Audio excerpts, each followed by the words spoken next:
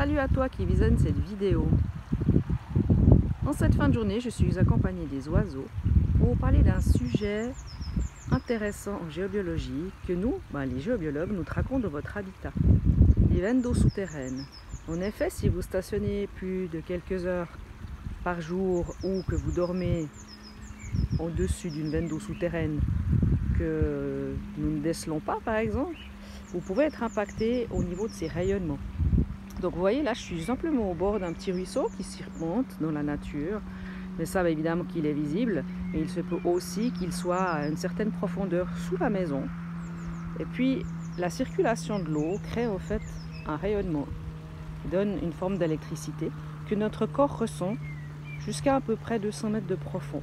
Donc si la veine d'eau est à plus de 100 mètres, notre corps ne la ressentira pas.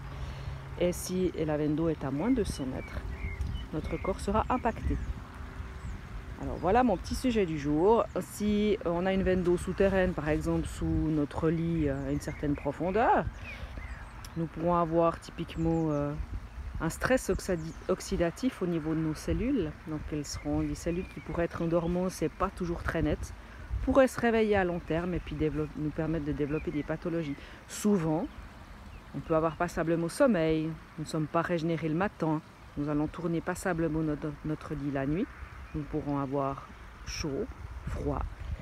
Et puis à long terme, des pathologies malheureusement un peu plus sérieuses, comme de l'hyperthyroïdie, comme des problèmes ORL, comme certains aspects négatifs au niveau des organes, de l'énurésie, tout le temps besoin d'aller faire pipi, difficulté à se retenir.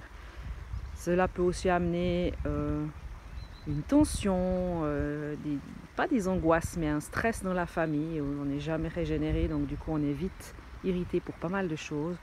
Donc nous, géobiologues, nous venons traquer les veines d'eau souterraines dans votre maison, sur votre lieu de travail, parce qu'évidemment, si vous êtes votre bureau, parce que vous travaillez à un bureau quasiment 8 heures par jour, vos difficultés de concentration pourront s'expliquer. Donc si vous avez une veine d'eau souterraine ou même aussi par exemple une faille géologique, vous aurez beaucoup de difficultés à vous concentrer et puis vous serez toujours sur le qui-vive et puis fatigué quoi. Donc alors il n'y a pas que le travail fatigue, mais il y a aussi certaines choses qui peuvent amplifier et notamment une veine d'eau souterraine.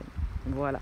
C'était mon petit partage du jour. À tout bientôt pour une prochaine vidéo. Et n'hésitez pas, si vous souhaitez vérifier chez vous, vous êtes en sécurité au niveau de votre zone de sommeil et puis qu'aucune veine d'eau souterraine ne passe sous votre lit à une certaine profondeur.